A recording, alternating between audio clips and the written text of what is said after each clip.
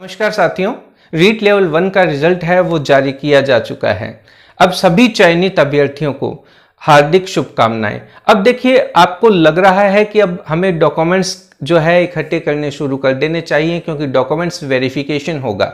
Documents verification देखिए अब जल्दी ही हो जाएगा क्योंकि रिजल्ट भी जारी किया जा चुका है, तो डॉक्यूमेंट्स वेरिफिकेशन भी होगा। अगर आपके डॉक्यूमेंट्स कंप्लीट नहीं हैं तो आप देखिए उन्हें कंप्लीट कीजिए। हालांकि बोर्ड की जो वेबसाइट है उन पर बता दिया जाएगा कि आपको कौन कौन से डॉक्यूमेंट्स चाहिए, लेकिन फिर भी जो डॉक्यूमेंट्स आपको चाहिए होते हैं वो देखिए मैं आपको बता देता हूं, आप इनकी तैयारी कर लें।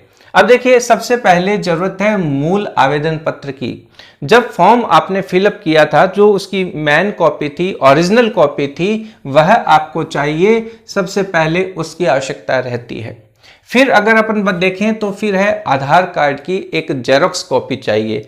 आप इसको कलरफुल भी डाउनलोड कर सकते हैं, बाकी आधार कार्ड की कॉपी होनी चाहिए। ये देखिए मूल आवेदन पत्र हो गया, जो आपने फॉर्म फिलअप किया था उसकी ओरिजिनल कॉपी, और आधार कार्ड की एक कलरफुल कॉपी हो तो अच्छा रहेगा। फिर अपन देखते हैं क्लास 10th। क्लास 10th की देखिए आपको मार्कशीट और सर्टिफिकेट दोनों चाहिए। अब देखिए आजकल तो क्या होता है, एक ही शीट के अंदर जो है ये मार्कशीट और सर्टिफिकेट आते हैं, लेकिन अगर अपन देखें कुछ समय पहले यानी लगभग 2000 से के आसपास जो है, 2000 के पहले के अगर कोई कैंडिडेट हैं तो उनकी मार्कशीट अलग होगी और उनका सर्टिफिकेट अलग होगा। वहीं अगर अपन देखें क्लास 12th में भी देखिए आपको मार्कशीट चाहिए और उसका सर्टिफिकेट चाहिए। आजकल ये दोनों साथ में होते हैं, एक ही मार्कशीट में होते हैं। फिर अगर आप देखिए स्नातक यानी कि जो आपने ग्रेजुएशन किया है, बीए, बीकॉम, बीएससी, उसकी आपको एक तो मार्कशीट चाहिए। मार्कशीट आपकी देखिए फर्स्ट ईयर की, सेकेंड ईयर की और फाइनल ईयर की, तीनों सालों की मार्कशीट की जरूरत रहेगी। वहीं आपको डिग्री चाहिए। अगर डिग्री नहीं है तो आपको प्रोविजनल डिग्री है वो ले लेनी चाहिए यूनिवर्सिटी से। इस तरीके से आपको जो ग्रेजुएशन की मार्कशीट्स आपको जरूरत रहेगी, तीनों मार्कशीट्स आपको यहाँ पर जरूरत रहेगी। अगर किसी भी स्टूडेंट के यहाँ पर कोई कंपार्टमेंट आई हुई हो तो उन्हें वो 4 मार्कशीट या जो भी मार्कशीट होती है सारी चाहिए। ऐसा नहीं आप कोई भी छोड़ दे, बाद में फिर आपको प्रॉब्लम होगी।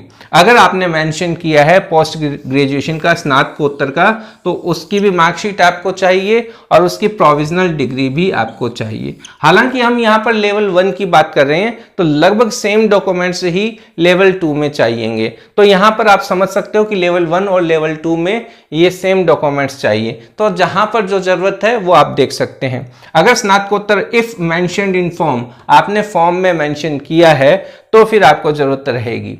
लेवल 1 के लिए देखिए बीएसटीसी की मार्कशीट चाहिए, वहीं डिप्लोमा चाहिए। ठीक है, तो बीएसटीसी यानी लेवल 1 के लिए तो बीएसटीसी की ही रिक्वायरमेंट है। वहीं जो L2 के लिए बीएड की मार्कशीट चाहिए और वहीं जो डिग्री होनी चाहिए और या प्रोविजनल डिग्री होनी चाहिए। अगर डिग्री नहीं आई है तो आप प्रोविजनल डिग्री भी ले सकते हैं। इसी के साथ साथ देखिए आपको बीएड और बीएसटीसी की जो एडमिशन जो डेट है, प्रवेश तिथि है, उसकी आवश्यकता रहेगी। फॉर्म फिलअप में भी देखिए इसकी आवश्यकता थी, तो हो सकता है आप लोगों ने वो डेट आपके पास हो, नहीं तो आप ये कॉलेज से अब लें। इसका देखिए एक फॉर्म है, ठीक है, आपको वो जो डेट है एक फॉर्म में मेंशन रहेगी। आपके पास कोई ना कोई उसका डॉक्यूमेंट्स होना चाहिए कि हाँ भाई हमने जो एडमिशन है इस डेट को लिया था। फिर देखिए नेक्स्ट हम देखते हैं विशेष शिक्षक के लिए प्रमाण पत्र। विशेष शिक्षक के लिए देखिए भारतीय पुनर्वास परिषद RCI द्वारा जो जारी प्रमाण पत्र है उसकी आवश्यकता होगी। नेक्स्ट देखिए रीट पात्रता प्रमाण पत्र।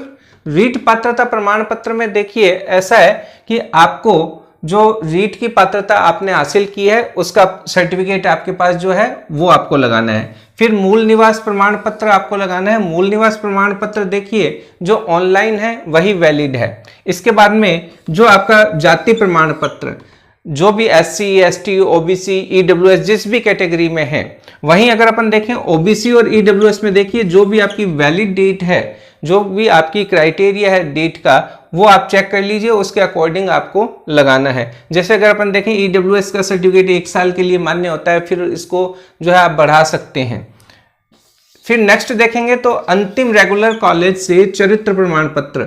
तो ये जो कैरेक्टर सर्टिफिकेट है आपको वो कॉलेज देगा जहां से आपने रेगुलर रहते हुए अंतिम पढ़ाई की थी, यानी चाहे तो वो आपका जो बीएड का बीएसटीसी का रहा हो, चाहे आपका ग्रेजुएशन का रहा हो, जो भी कॉलेज आपका रहा है, अगर पोस्ट ग्रेजुएशन की है, अगर उसका कॉलेज रेगुलर मोड पे है तो उस कॉलेज से आपको चाहिए। फिर बीएसटीसी धारकों को देखिए स्कॉट प्रमाण पत्र की जरूरत रहेगी। इसके बाद में आय प्रमाण पत्र, इनकम टैक्स सर्टिफिकेट की जरूरत रहेगी। ये उन लोगों को रहेगी जिनकी आय, उनके परिवार की जो आय है 2.5 लाख से कम हो। इसी के बाद में अगर अपन देखें उत्कृष्ट खिलाड़ी प्रमाण पत्र की आवश्यकता रहेगी।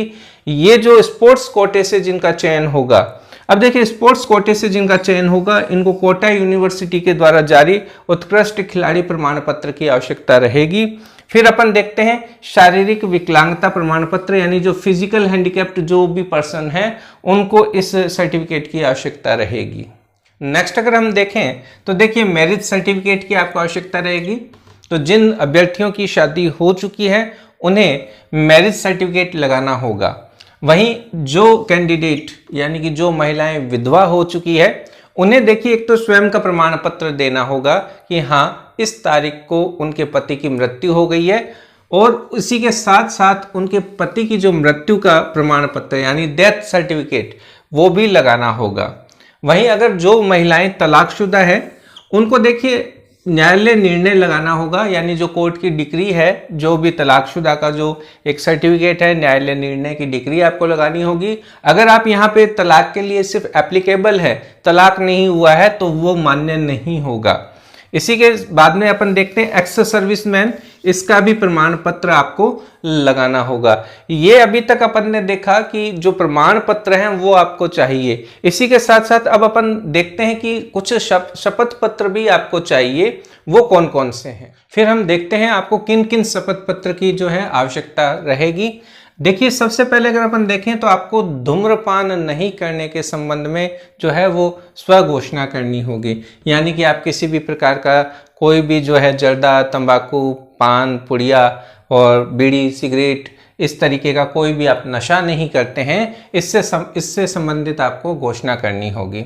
फिर आपको एक घोषणा करनी होगी कि आपको किसी भी एग्जाम से, किसी भी जो कंपटीशन एग्जाम से, प्रतियोगी परीक्षा से आपको वंचित नहीं किया गया है, आपको डिबार नहीं किया गया है, इसकी आपको स्व घोषणा करनी पड़ेगी।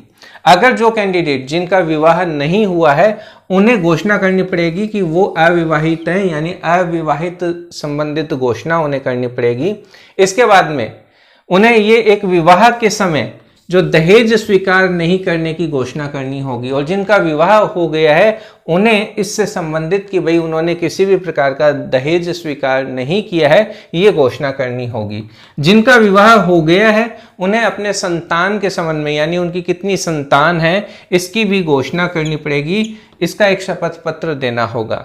फिर उसके बाद में ये सारी सूचनाएं सही है, इसकी भी आपको स्व घोषणा करनी पड़ेगी।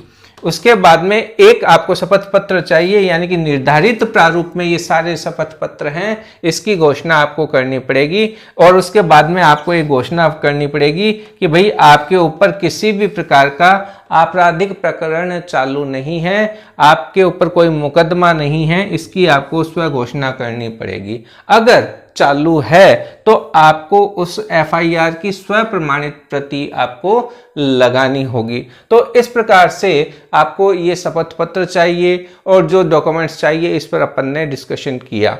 अब देखिए आपका जो उल्लास है, उम्मीद करता हूं कि वो चरम पर होगा, क्योंकि अब आप डॉक्यूमेंट्स वेरिफिकेशन के लिए जाने वाले हैं। तो इसलिए आपको हार्दिक शुभकामनाएं। आप पॉजिटिव कमेंट्स लिखिए, अपने जो भी विचार हैं वो आप यहाँ पर कमेंट सेशन में आप लिखिए। और अगर आप आगे की तैयारी करते हैं तो भी देखिए आप चैनल से जरूर जुड़ें। उम्मीद करता हूं आपको ये वीडियो पसंद आया होगा। आप वीडियो को लाइक करें, अपने फ्रेंड्स के साथ शेयर करें। अगर आप चैनल पर नए हैं तो देखिए चैनल को सब्सक्राइब जरूर करें। मिलते हैं अपन नेक्स्ट वीडियो में। जय हिंद, जय भारत।